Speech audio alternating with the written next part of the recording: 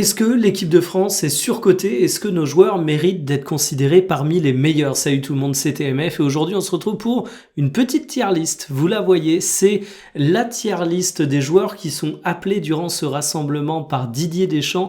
Et j'insiste sur ça, appelés durant ce rassemblement, parce que finalement on n'a pas tous les joueurs de l'équipe de France. Comme vous le savez, on a certains éléments qui sont blessés, des éléments qui pourraient se placer très très haut dans ce tableau.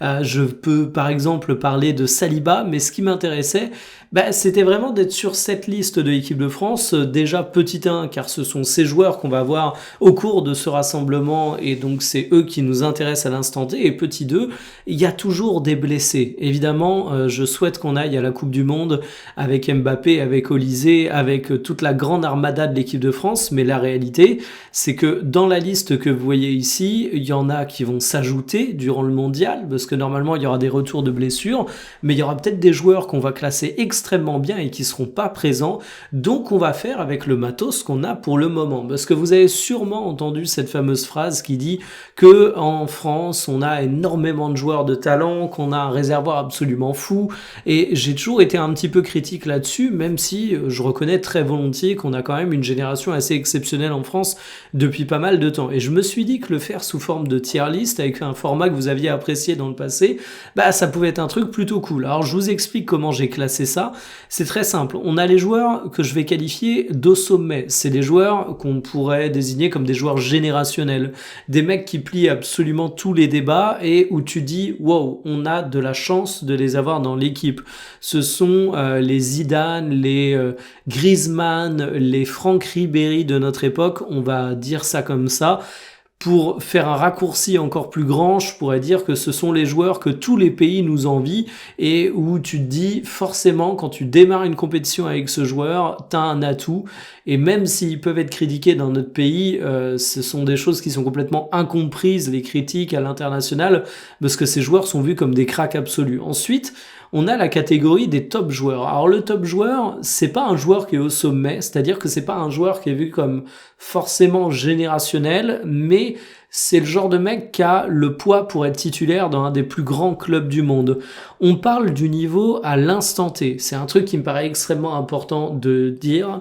C'est-à-dire que si un joueur a par exemple 16 ans, bon on n'a pas de joueur de 16 ans dans la liste, mais vous avez l'idée, qui peut devenir meilleur que Lionel Messi, mais qu'aujourd'hui il a le niveau de Nolan Roux, déjà, petit 1, c'est très improbable. Petit 2, je mets des balles perdues à Nolan Roux à longueur de vidéo sur tier list, je suis désolé.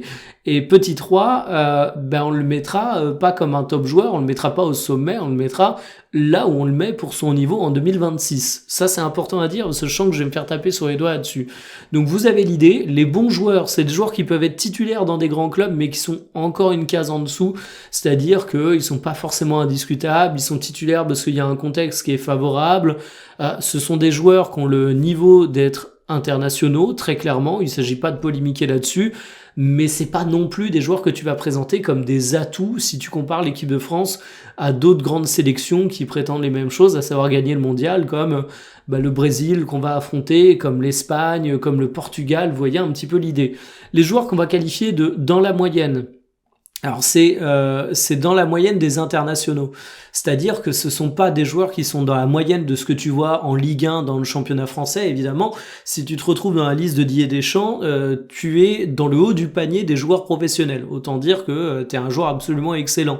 Mais ici c'est à remettre par rapport au contexte, c'est dans la moyenne de ce que tu peux voir au cours de rencontres internationales, et insuffisant, ce sera la petite case pour les joueurs où j'estime qu'ils ne devraient même pas être en équipe de France, ou tout du moins que c'est pas un atout, loin de là, et que limite leur présence témoigne plus d'une faiblesse qu'autre chose. Donc c'est un sujet qui va nous tenir assez longtemps, parce que mine de rien, j'ai beau ne pas prendre toutes les possibilités des joueurs de l'équipe de France, j'ai pas compté, mais on a quand même pas mal de joueurs, donc ça va être assez sympa. Et évidemment, cette vidéo, je la fais avant le match Brésil-France.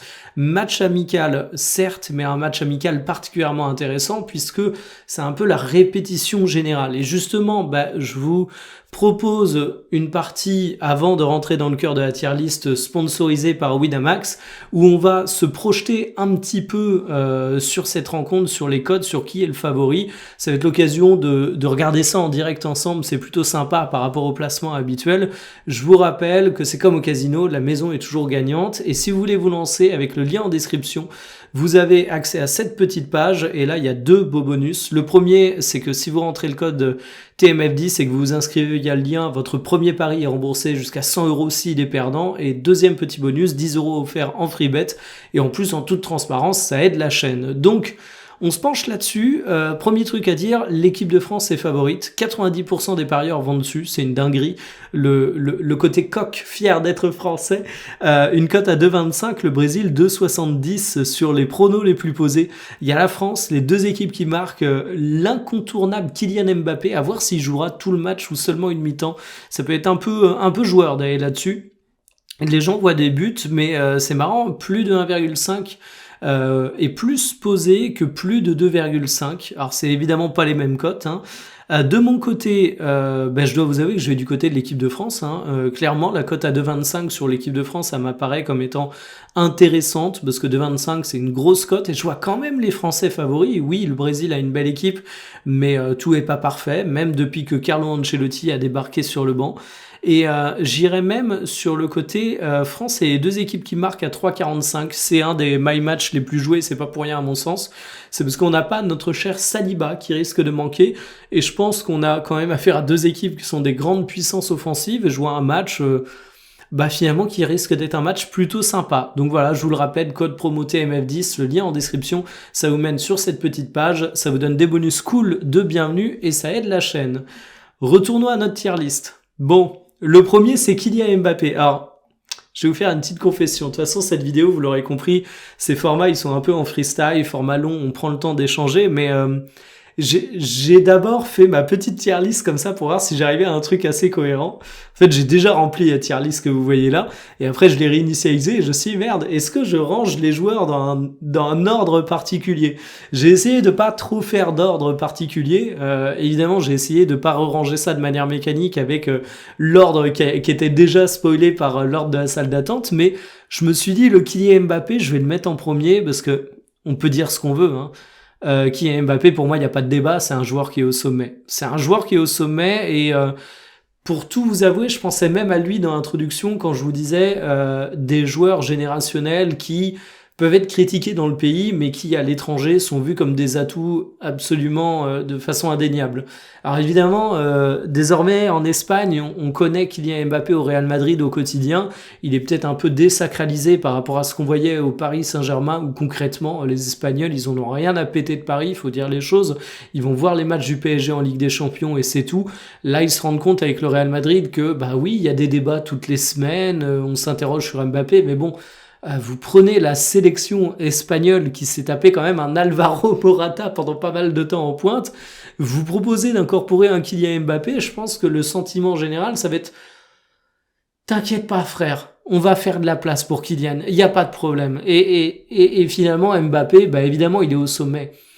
En fait, on peut toujours critiquer un Kylian Mbappé sur ses efforts défensifs, sur ce qu'il demande à ton équipe, mais ça revient un peu au débat, est-ce qu'il faut sélectionner Cantona, mais finalement c'est des débats qui vont pas nier la qualité du joueur, mais plus comment tu vas t'organiser.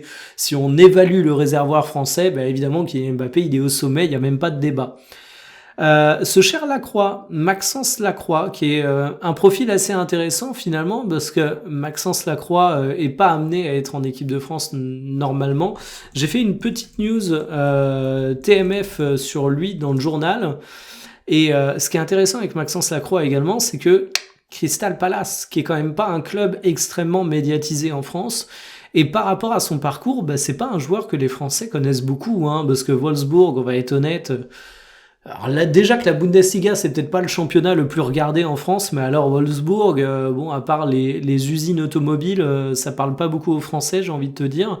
Il y avait Kevin De Bruyne à une époque, il y a toujours des choses intéressantes du côté de Wolfsburg, mais bon, voilà, si tu regardes Wolfsburg, c'est soit que t'es passionné par la Bundesliga, soit que t'as des journées de 48 heures pour pouvoir regarder absolument tous les clubs.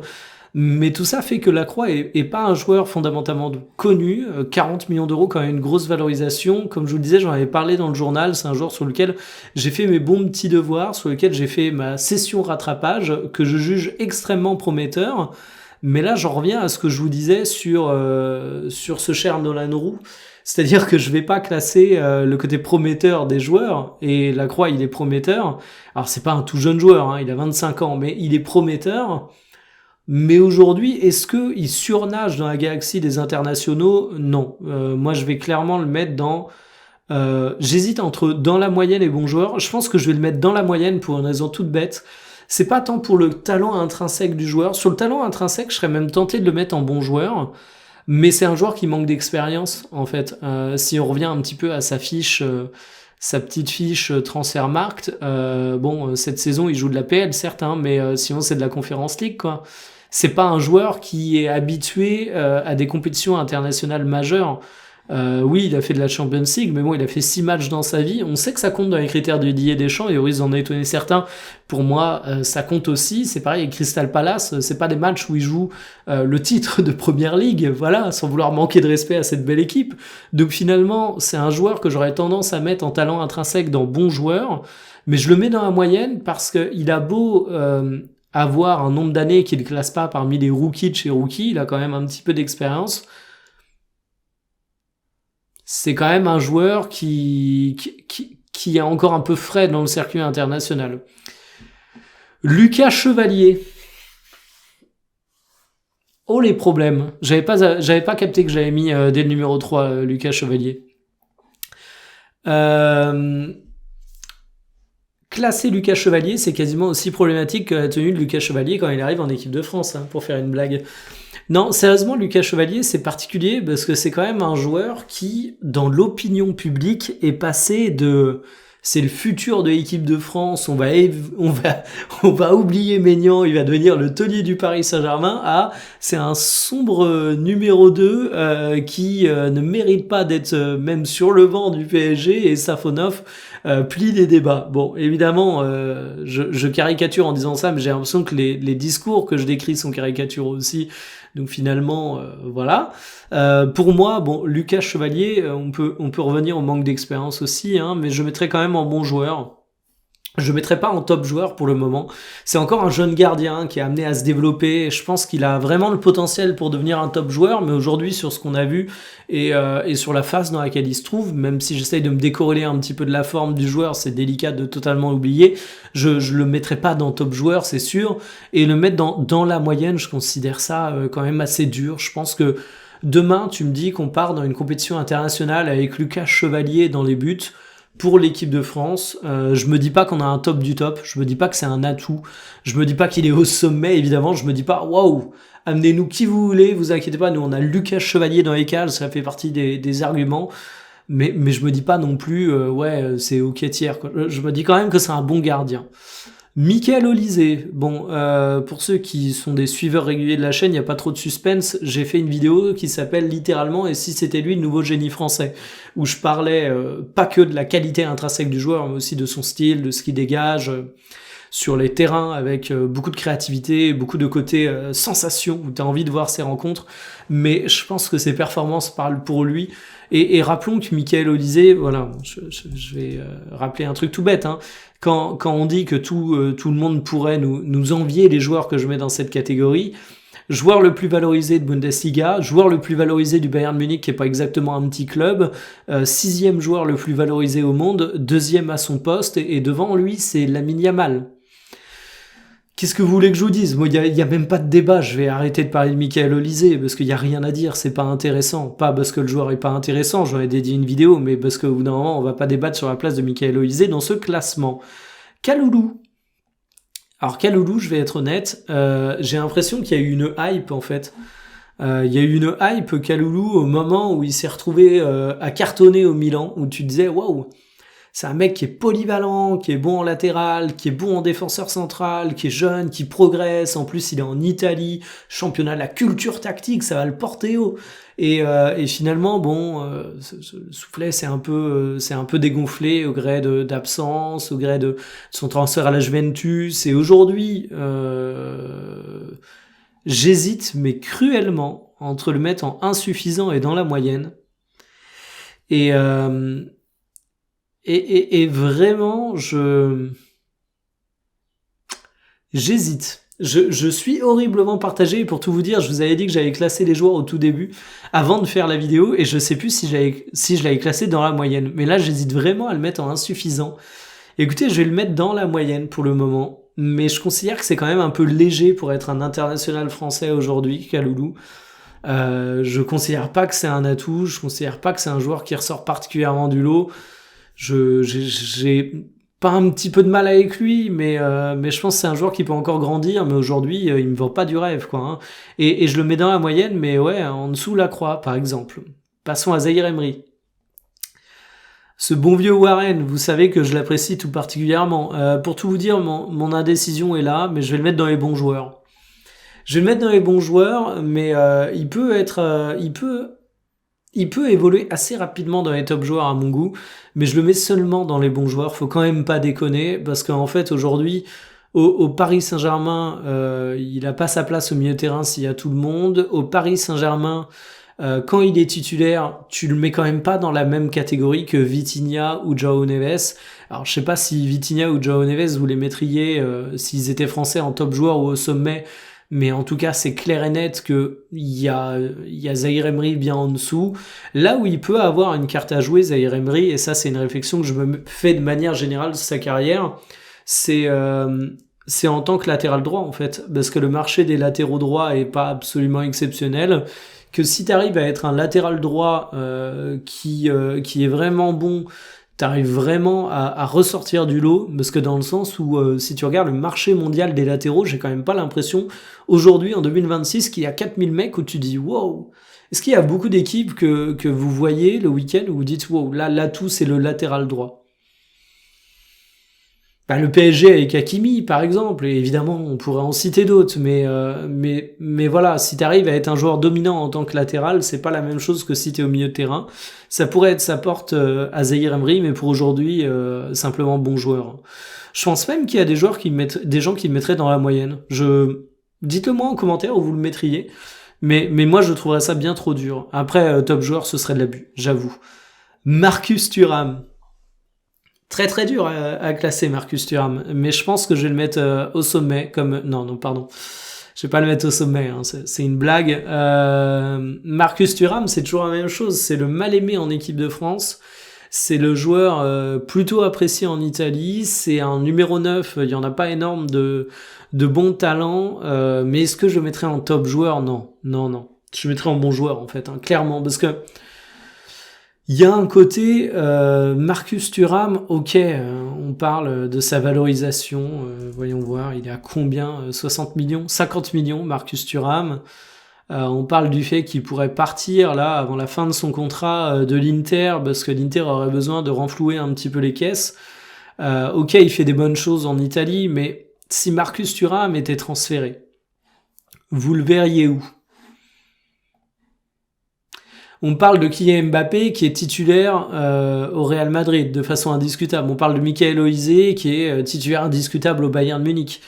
Même les top joueurs, une échelle en dessous, pour moi, ça veut quand même dire que tu peux... En fait, au sommet, c'est quand t'es, pour moi, en haut du chapeau 1. Tu vois, t'es au sommet de la chaîne alimentaire. T'es l'élite parmi l'élite. En dessous, t'as l'élite. Est-ce que Marcus Thuram peut prétendre à être un numéro 9 d'élite? Non, je suis désolé. Alors c'est encore une fois, toute proportion gardée. De toute façon, à partir du moment où tu joues ne serait-ce qu'en Ligue 2, t'es un joueur d'élite, quoi qu'on en dise. Mais à l'échelle de notre tier list, qui mesure les internationaux, qui donc attend des joueurs qui aient un niveau international, est-ce que Marcus Thuram est un joueur qui sort particulièrement du lot? Je pense pas. Est-ce que Marcus Thuram, demain, s'il part, il va... sans même parler des joueurs qui sont actuellement en place, hein, juste question qu'on donne une échelle de grandeur de club. Est-ce qu'il va à Liverpool? Est-ce qu'il va à City? Est-ce qu'il va au PSG? Est-ce qu'il va au Bayern? Est-ce qu'il va au Barça? Est-ce qu'il va au Real? Non, il va dans un club d'en dessous. Donc pour moi, clairement, bon joueur. Et bon joueur avec en plus des interrogations sur l'équipe de France. Ryan Cherki. Top joueur. Top joueur et top joueur qui a le potentiel d'aller au sommet. Hein. J'ai pas peur de le dire, mais aujourd'hui je vais doser un petit peu. Je vais pas faire mon giga forceur.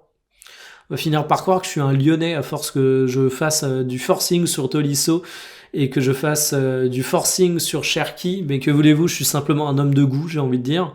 Ça arrive même aux Lyonnais d'avoir bon goût. Alors, me demandez pas pourquoi je dis même aux Lyonnais, hein. C'est pour compenser le fait que j'apparaisse comme un peu lyonnais. Il faut bien évidemment vanner ce club d'experts comptables. Euh, Cherki, exceptionnel. Cherki, je le mets en top joueur parce que, voilà, on peut dire éventuellement que du côté de City, il n'est pas systématiquement titulaire au début de chaque match, mais c'est sa première saison, c'est Manchester City, il y a une armada offensive, il y a une concurrence de ouf. Le fait est qu'aujourd'hui, je regarde la saison de Manchester City, je me dis quand même que Cherki est un des top joueurs, enfin un des top joueurs d'un des top clubs. Cherki, je le mettrais dans quasiment tous les clubs du monde. Cherki, c'est un joueur qui est une belle promesse, mais aujourd'hui on arrête de dire ça en fait. N'importe quel suiveur de Première Ligue peut vous dire que Cherki c'est plus une promesse. C'est juste un joueur qui aujourd'hui en équipe de France, il y a une question. C'est son incorporation avec le système des champs. Mais là, on juge le réservoir. En fait, c'est un peu comme ce que je vous disais sur les débats sur Kylian Mbappé. Ah, est-ce qu'il défend l'équipe de l'équipe? Ouais, ok, très bien. Ayez ces débats, mais là, on parle du réservoir. Et Cherki, ça fait partie des top joueurs. Et j'espère fort le mettre ici un jour. Mais en tout cas, aujourd'hui, pour moi, il vole pas sa place ici. Ousmane Dembélé. Au sommet, hein, on peut polémiquer en disant qu'il a jamais été au niveau en équipe de France, et c'est vrai que je l'ai jamais vu en équipe de France tel qu'il a été sa saison du Ballon d'Or au Paris Saint-Germain. Je dis polémiquer, mais c'est même pas polémiquer que dire ça, c'est enfoncer une porte ouverte. On peut se demander s'il va retrouver son niveau, mais cette saison, finalement, moi j'étais extrêmement sceptique, mais par rapport au peu de temps qu'il joue, il est sur des standards très très hauts, Ousmane Dembélé. Le problème, c'est qu'il est tout le temps blessé, et qu'il est tout le temps sur le retour. Mais au final, je mets quand même au sommet. C'est un petit doute par rapport au potentiel réalisation en équipe de France, mais de manière absolue, c'est un joueur qui fait évidemment partie de l'élite de l'élite. Il a gagné un ballon d'or. Qu'est-ce que vous voulez que je vous dise? Brice Samba.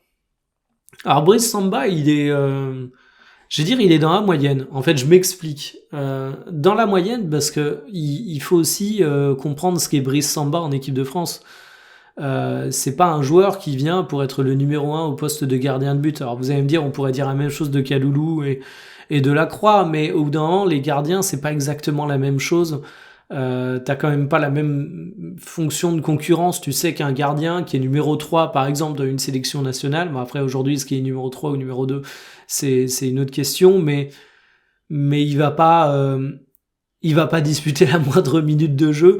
Et franchement, à l'échelle de ce qu'on peut voir dans les troisièmes gardiens sur les sélections nationales, je trouve justement qu'il est dans la moyenne. En fait, si je regarde l'historique des gardiens de but de l'équipe de France sur ces 30 dernières années, l'avoir dans la hiérarchie, oui, voilà.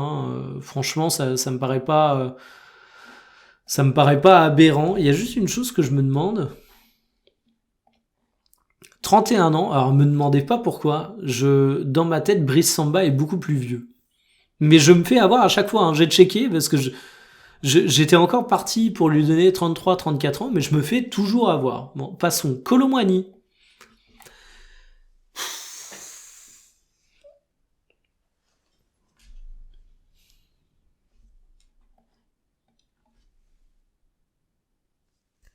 Kolo Muani est insuffisant. Bah oui, enfin, je suis désolé, hein, mais bon, on parle du niveau international et Kolo Muani, c'est un joueur qui est un peu en galère du côté de Tottenham. C'est un joueur qui était au Paris Saint-Germain, qui est parti à la Juve, qui est parti à Tottenham. C'est un briquet en soirée, et c'est le briquet qui va finir perdu. Je sais pas où va être la carrière de Kolo Muani, mais je parlais de joueurs potentiellement titulaires d'un grand club, etc. Je donnais cet argument pour Marcus Thuram. Kolo Muani, demain, où est-ce qu'il va terminer? Je suis peut-être sévère en le mettant en insuffisant, en vrai. Je le juge peut-être par rapport à la forme actuelle. C'est peut-être un mec dans la moyenne, à la limite, mais en fait, tu le mets où, Kolo Muani? C'est un attaquant droit, un attaquant gauche, c'est un numéro 9, c'est un second attaquant. tu le considères comment dans la hiérarchie, dans la comparaison que tu peux avoir? Alors oui, il est quand même performant en équipe de France. J'ai même pris un peu le parti d'Didier Deschamps volontairement dans ma dernière vidéo qui était basée sur ce biais qui cherchait à comprendre Deschamps, mais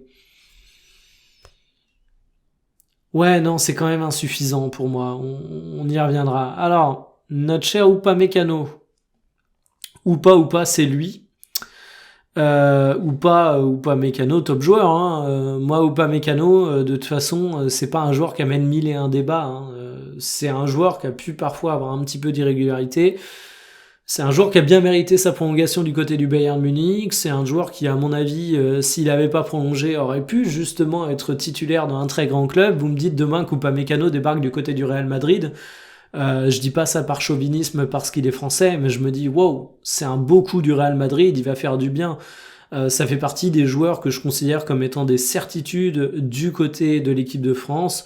Ça fait partie des meilleurs mondiaux à son poste. Hein. D'ailleurs, on en est où côté Upamecano, côté valorisation 70 millions d'euros, 27 ans. Je sais pas ce que ça vaut par rapport à la hiérarchie des centraux mondiaux. Bah, il est quatrième. C'est assez ouf. D'ailleurs, le marché des défenseurs centraux, il n'y a pas non plus, 4 millions de mecs qui valent si cher que ça. Alors, il est quatrième à égalité avec Pacho, Gvardiol, Bastoni, pardon. Mais oui, il est là, très clairement, Upamecano. Il y a pas trop de débat à avoir. Et surtout, je vous parlais de la croix en termes d'expérience. Upamecano, alors est-ce que je peux voir, juste la Champions League. Déjà grosse expérience évidemment internationale avec l'équipe de France.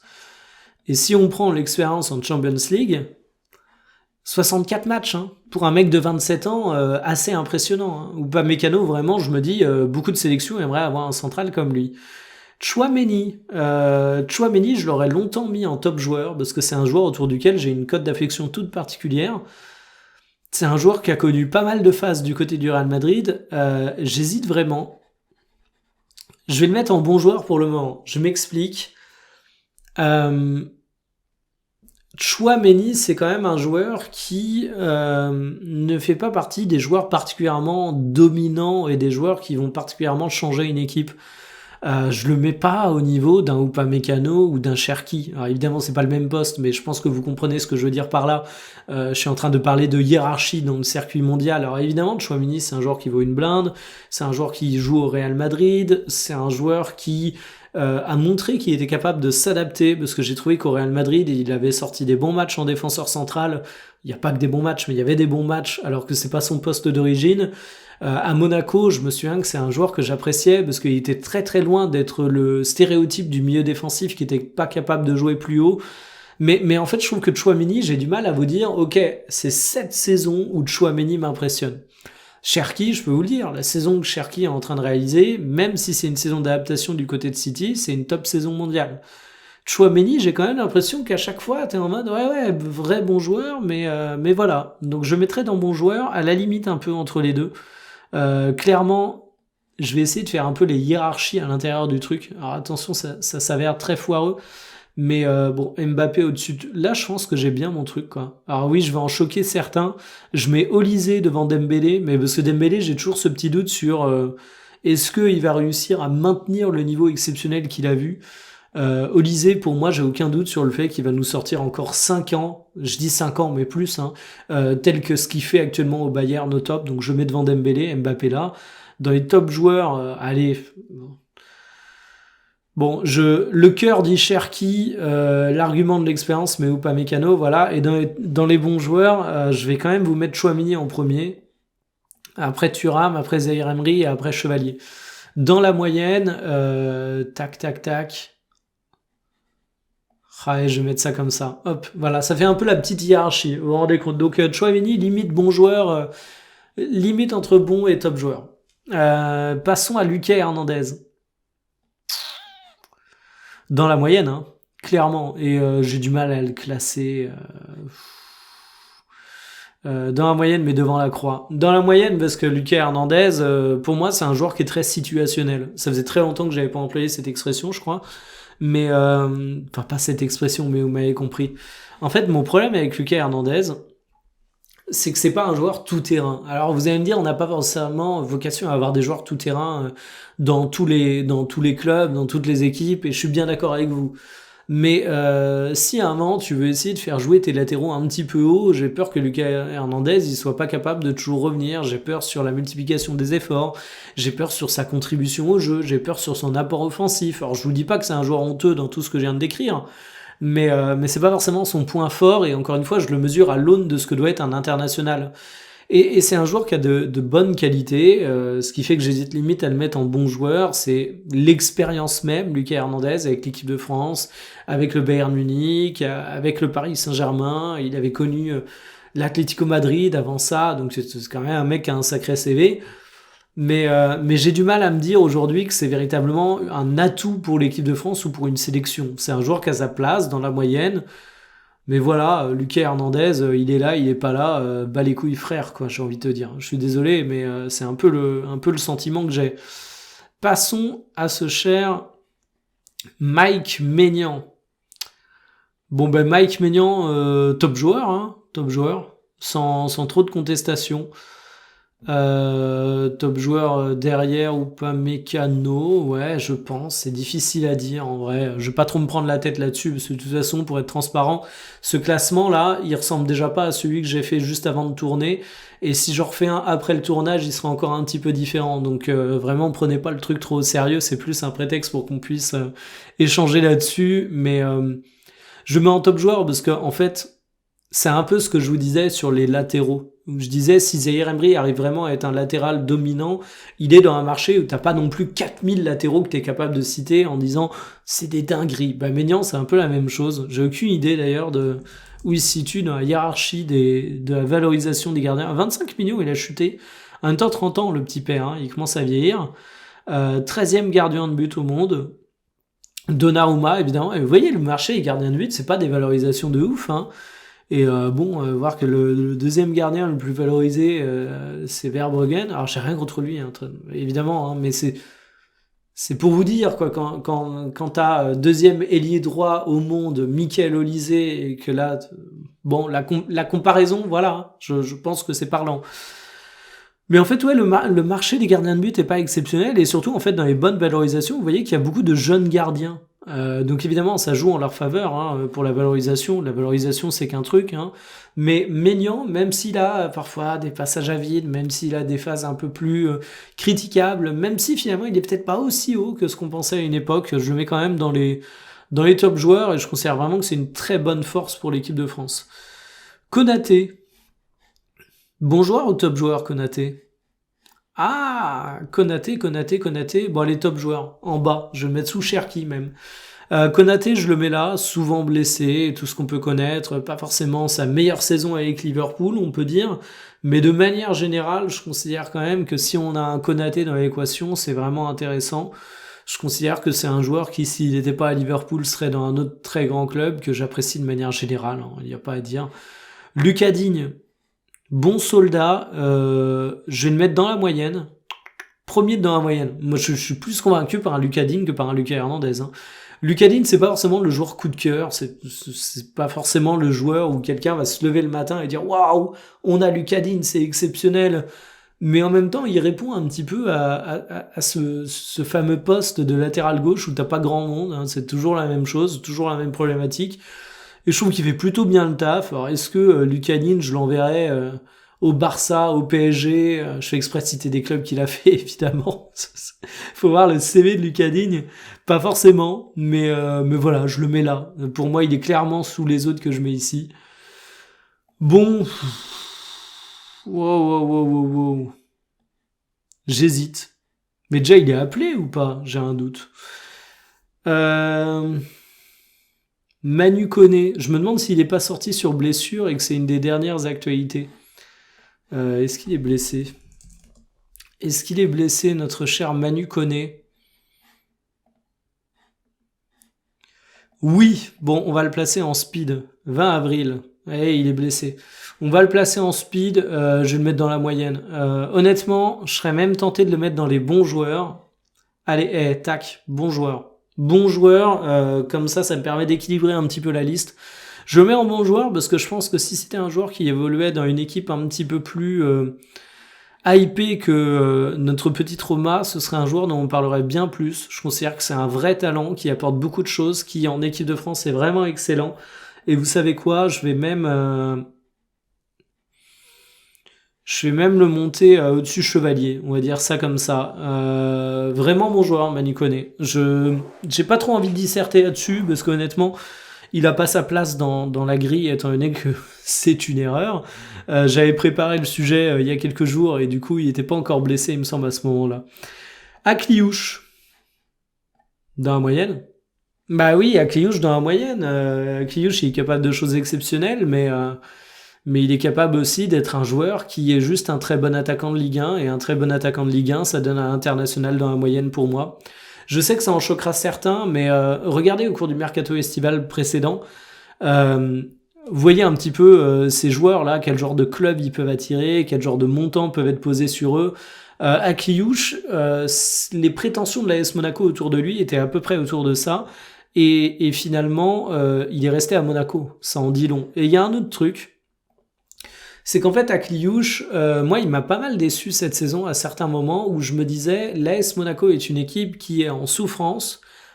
Akliouche est un mec qui est plus si jeune que ça. Hein. Enfin, il a quel âge, Akliouche Je vais en remettre, mais il a quoi Il a 23 ans, Akliouche Il a 24 ans, Akliouche. Voilà, donc fraîchement fêté, certes, mais 24 ans quand même. 24 ans, international français, joueur qui est à Monaco depuis pas mal de temps. J'attendais qu'il porte l'équipe, qu'il prenne ses responsabilités, comme on dit. On prend les matchs les uns après les autres. L'important, c'est les 3 points.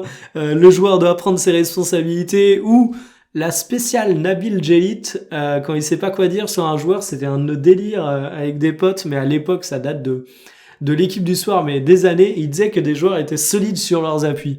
Et c'était le truc, tu vois, alors non, ça veut pas tout et rien dire, parce que ça veut dire quelque chose de très concret sur un joueur solide sur ses appuis. Mais tu vois, est-ce qu'il y a des joueurs où tu dis, waouh, il est solide sur ses appuis, c'est le premier truc qui vient, tu vois, genre, le premier qualificatif qui vient sur un joueur, c'est de dire, il est solide sur ses appuis. Je trouve que c'est une dinguerie.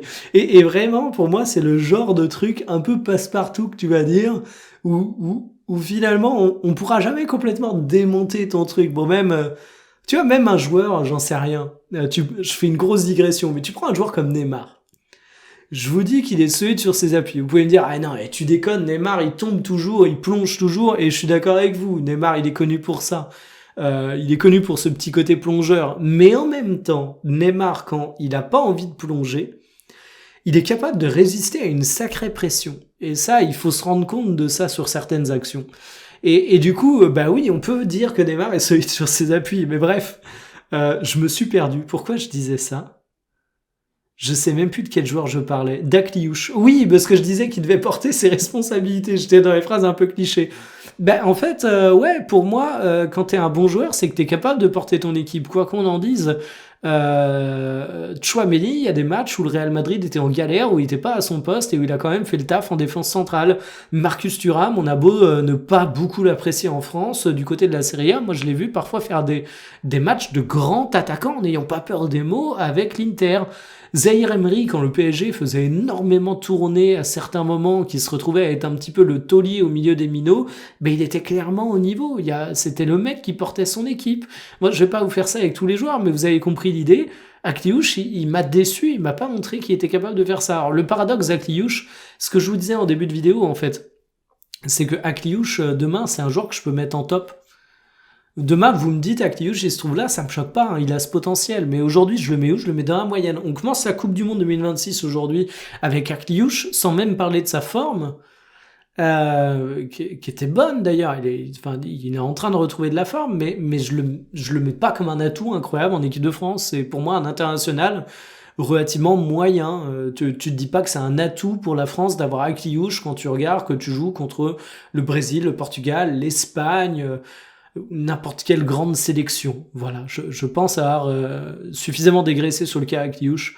Lucas Hernandez.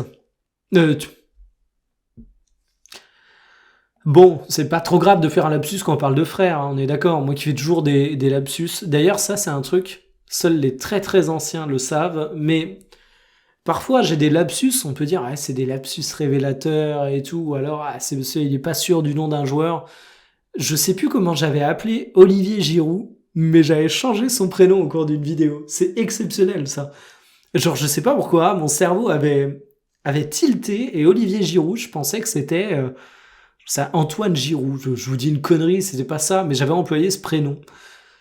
Alors, des fois, il y a des lapsus qui s'expliquent. Genre, dans le journal TMF, il y a pas longtemps, je parlais de la prestation de Safonov et j'ai dit que le PSG pouvait remercier Donnarumma pour son très grand match. Là, évidemment, le lapsus, il est logique. Je suis habitué à parler du gardien du PSG et me dire tout de suite Donnarumma. Ça venait de là. Mais Giroud, c'était exceptionnel. Bon, bref. Ça doit parler à 2 personnes qui regardent cette vidéo. Pas Olivier Giroud, hein, le lapsus de l'époque. Les vidéos sont même plus dispo, c'est vous dire. Théo Hernandez, donc, dans la moyenne, hein, c'est un comble parce que je le mets quand même au-dessus Lucas, hein, même s'il joue en Saudi Pro League. Alors je l'ai pas vu autant que certains autres joueurs de Saudi Pro League et même pour être honnête, quand je regarde la Saudi Pro League, c'est pas forcément lui que j'ai en tête. Ce qui fait que j'ai vu des matchs où il était, mais où c'est pas lui que je regardais. Mais ça reste un joueur qui, il y a pas si longtemps, pouvait être considéré dans les bons joueurs, voire les top joueurs. Il n'a pas tout perdu de son talent. Pour moi, il reste ici. C'est plus un atout, mais voilà, faut pas abuser sur le déclin. Eduardo Camavinga, même tarif que Tchouaméni pour moi. Et j'ai même envie de le mettre en dessous. Camavinga, pour moi, c'est un joueur qui est chargé de promesses depuis hyper longtemps, mais il y a un truc qui est ouf avec Camavinga, c'est pareil, je vous parlais d'Akliouche qui a 24 ans, comme vous le voyez. Camavinga, il a 23 ans, donc il reste hyper jeune. Enfin, Camavinga, 23 ans, je sais pas si on se rend compte, comparé à Akliouche, justement, qui a 24 ans, il n'est pas encore parti de la Ligue 1. Mais en fait, Camavinga, il y a un truc à voir, c'est le kilométrage. Et le match count. Et Camavinga, c'est plus une bleusaille, quoi. C'est un mec qui a plus de 300 matchs en club, en professionnel. Bon, pas en professionnel. Bah, si, bah, si t'enlèves la N3 Bretagne. Enfin, quand je dis en professionnel, vous me comprenez, dans l'élite, quoi. Ouais, bon, on va dire plus de 300 matchs en pro, qui est dans des grands clubs au sens large. J'inclus le Stade Rennais, parce que c'est quand même un club d'ambition, quoi. Depuis hyper longtemps, Camavinga, c'est un mec que tu voyais bien plus haut, bien plus tôt. D'ailleurs, son top de valorisation, ça remonte à 2 ans. Je considère qu'il y a toujours un peu des interrogations sur jusqu'où peut aller Camavinga. Il peut te sortir des très bons matchs, mais voilà. Bon joueur pour moi qui à une époque, tu disais il va finir là, au sommet. Puis tu disais il va finir là. Bon, aujourd'hui je le mets là. Je pense pas qu'il ira dans la moyenne. Je pense pas que tu le diras un jour que Camavinga est un international mid. Peut-être que vous le dites déjà. Dites-le moi en commentaire. Moi je le mets ici. N'Golo, fais-moi des bisous, pour citer une chanson que vous connaissez peut-être. N'Golo Kanté, aïe, bon allez, dernier de bon joueur. J'allais le mettre dans la moyenne, mais faut pas déconner, il est encore capable de grosses prestations, on l'a vu à l'Euro 2024, où finalement il était annoncé mort dans le film.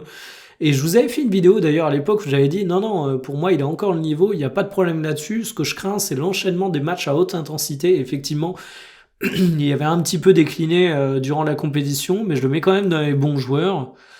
Mais en fait aujourd'hui, alors je vais peut-être en choquer certains, hein, tu me demandes si je préfère Zahir Emery, Manu Koné ou N'Golo Kanté dans la liste.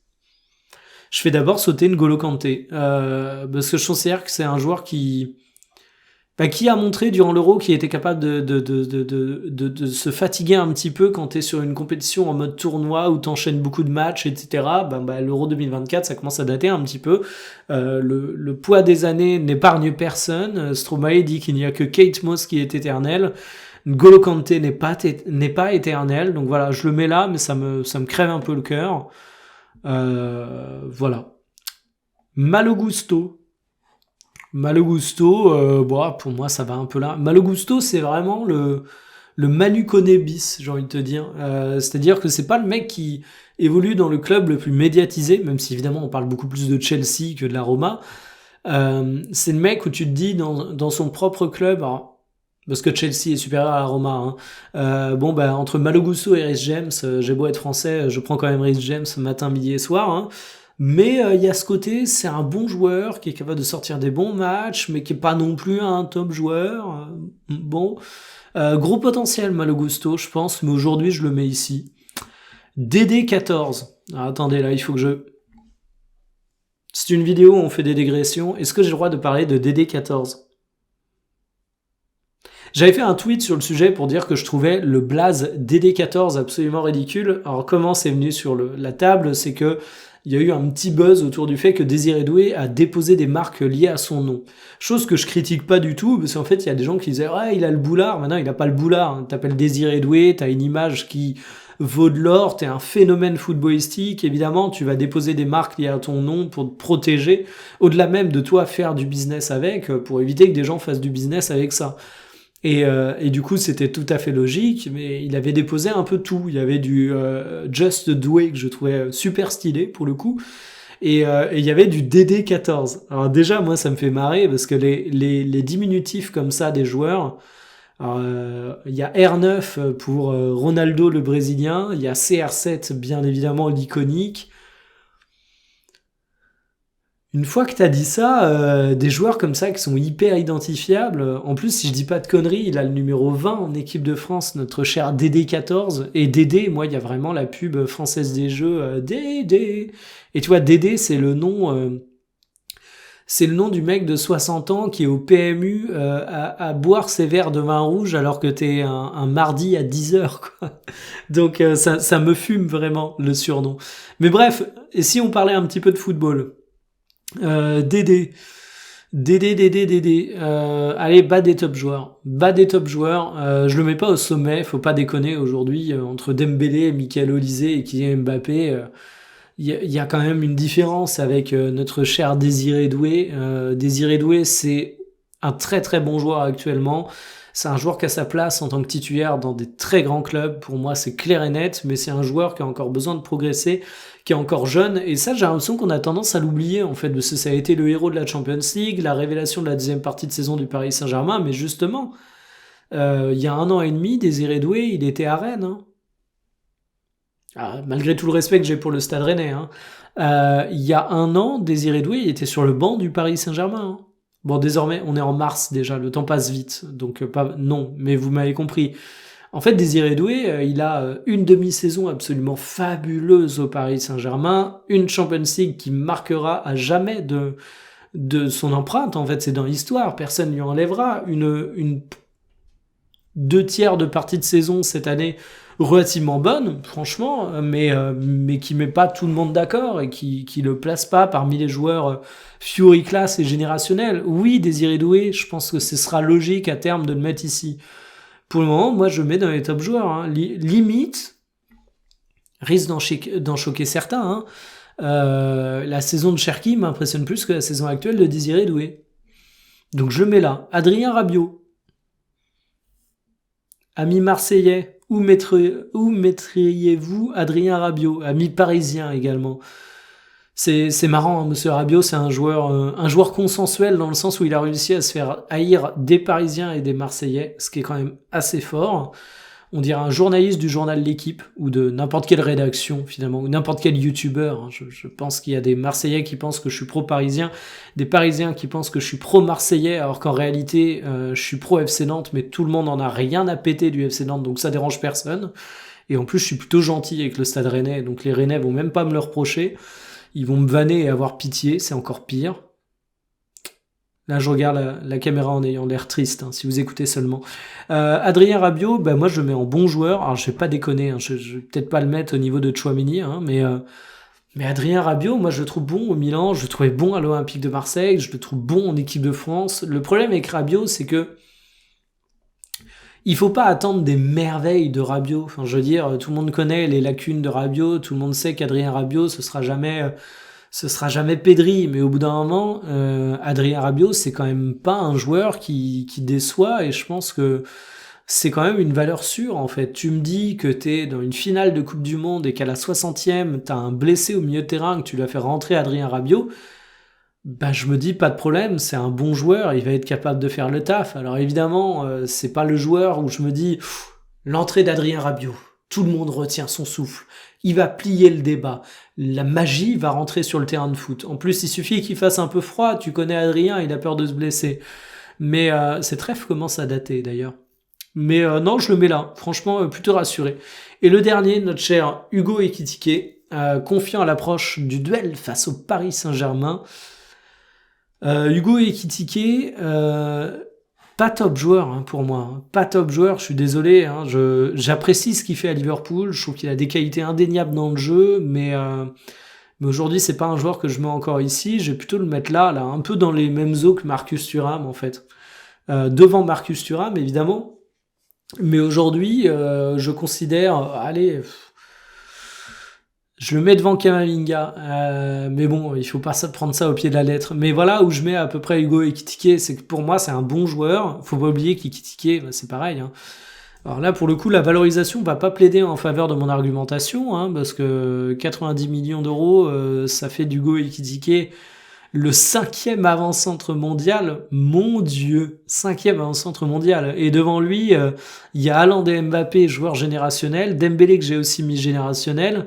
Alexander Isak, perdu pour le football, il est cassé en deux. Il a été transféré à Liverpool, mais il s'est fait tabasser par la staff de Newcastle avant, ce qui fait qu'il va finir en fauteuil roulant. J'exagère, mais c'est pour vous dire qu'il est dans une situation assez préoccupante médicalement, et même avant ça, il était pas incroyable à Liverpool. En fait, t'as pas non plus 4 millions de mecs qui plient et débat, mais ouais, là, t'as Guillaume qui reste numéro 13. On va arrêter de regarder ce classement. Il y a l'âge qui joue. Hein. Harry Kane n'a jamais dans mon cœur. Il mérite d'être tout en haut. Mais Hugo Ekitike, voilà, moi, c'est pas un joueur que je vois comme étant un joueur qui aujourd'hui plie tous les débats. Et donc, ce que je voulais vous montrer, oui, c'est qu'il a que 23 ans, Hugo Ekitike. Hein.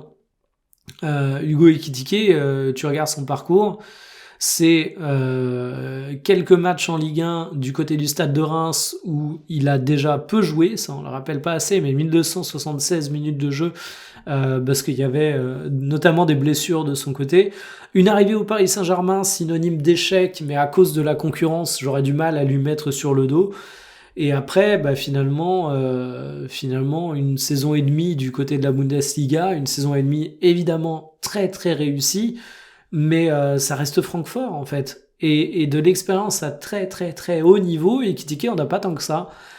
Parce que du côté du Paris Saint-Germain, c'était le très haut niveau, mais il a très peu joué. Hein, vous regardez, 4 matchs en Champions League, 58 minutes de jeu, bon... merci, au revoir. Hein. Et en fait, il débarque juste du côté de la Première Ligue, du côté de Liverpool, où il fait de bons débuts. Hein. Très franchement, je veux pas minimiser ce que fait Hugo Ekitike. Je mets dans bons joueurs à côté de Kamavinga, Tchouaméni, bon, ça va. Hein. Mais il plie pas les débats pour moi. Et quand je vois certains qui le décrivent comme étant la recrue qui plie tous les débats, j'ai un peu de mal. Donc voilà, on a cette liste. Qu'est-ce que je vais tirer comme conséquence de cette liste au bout de 50 minutes de vidéo, désormais plus? Déjà que j'aurais dû prendre de l'eau. Voilà. Et deuxième chose, est-ce que on a une liste qui plie absolument tous les débats pour le fait que l'équipe de France est une équipe absolument phénoménale?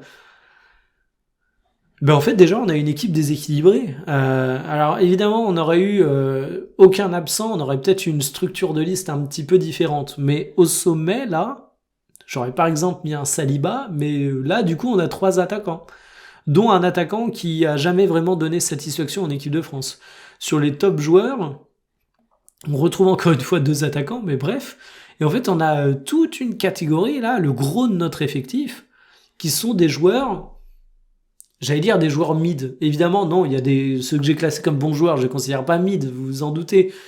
Mais qui sont des joueurs qui, à mes yeux, sont des internationaux ok, quoi, j'ai envie de te dire. Si je prends, par exemple, c'est rien, hein. Limite, ce sera des tier list intéressantes à faire pour d'autres pays. On va prendre le Portugal, j'ai trié par valeur marchande. Vitinha, je le mets dans les générationnels. João Neves, franchement, qui peut me stopper, je le mets ici. Enfin, en fait, les 3 Parisiens, quoi. En fait, il y a des secteurs de jeu, mais c'est pas une surprise, hein, où l'équipe de France, tu regardes ton milieu de terrain, est-ce qu'on est impériaux? Non. Tu regardes ta défense, on a 4 millions de défenseurs centraux de qualité. En fait, tu pourrais faire un tableau, là, avec autant de joueurs, constitué que de joueurs de l'équipe de France, que de joueurs français, potentiellement non appelés, c'est pour ça que je dis pas forcément que de l'équipe de France, donc des joueurs français qui pourraient être appelés en équipe de France, tu pourrais faire un tableau entier de défenseurs centraux et t'en aurais pas mal qui seraient dans bons joueurs, top joueurs ou dans la moyenne. Donc en fait, on a des postes où on a un réservoir de joueurs qui ont le niveau d'être internationaux qui est juste ouf, mais finalement où on n'a pas non plus 4 millions de joueurs qui plient de manière exceptionnelle les débats. Je vais retourner voir l'Espagne, tiens, l'Espagne. Ouais, vous allez me dire, il y a des manques dans toutes les équipes. Hein. Je regardais le Portugal, il y a des secteurs pauvres, l'Espagne aussi. Mais voilà, hein, c'est vrai que Yamal, Pedri, Yamal, on a peut-être l'équivalent, hein, parce que notre secteur offensif c'est fort, mais Pedri, on a vu le Portugal, on a vu l'Espagne, il y a des joueurs incontestablement au sommet chez eux. Nous, au milieu de terrain, il n'y en a pas. Donc ma petite conclusion pour cette vidéo, ça va être que sur cette liste, parce que bien évidemment, je le redis, c'est que sur cette liste, est-ce que notre équipe de France est surcotée? Est-ce qu'on a un gros réservoir de talent? On a un très très gros réservoir de très bons joueurs, mais on n'a pas forcément l'équipe qui plie absolument tous les débats. Et je trouve ça intéressant aussi de voir cette structure d'équipe avec un entraîneur comme Didier Deschamps. Parce qu'on a quelques top joueurs, mais on a beaucoup de joueurs qui sont ok, mais qui, pour battre les meilleures équipes du monde, auront besoin d'être transcendés par un collectif très fort. Et finalement, ce côté, t'as un petit nombre d'attaquants Fury Class du côté de l'équipe de France et un grand nombre de joueurs qui peut se transcender via un plan collectif. Ça rejoint un peu la philosophie de comment Deschamps fait jouer cette équipe, je trouve. Alors j'avais pas du tout prévu d'en venir à cette conclusion, c'est un truc qui me vient spontanément en fin de vidéo. Mais écoutez, est-ce que cette illumination sera foireuse ou parfaite pour conclure la vidéo? Je vous laisserai conclure. Moi je vous dis à demain pour une prochaine, j'espère que ce très long format vous aura plu. Salut!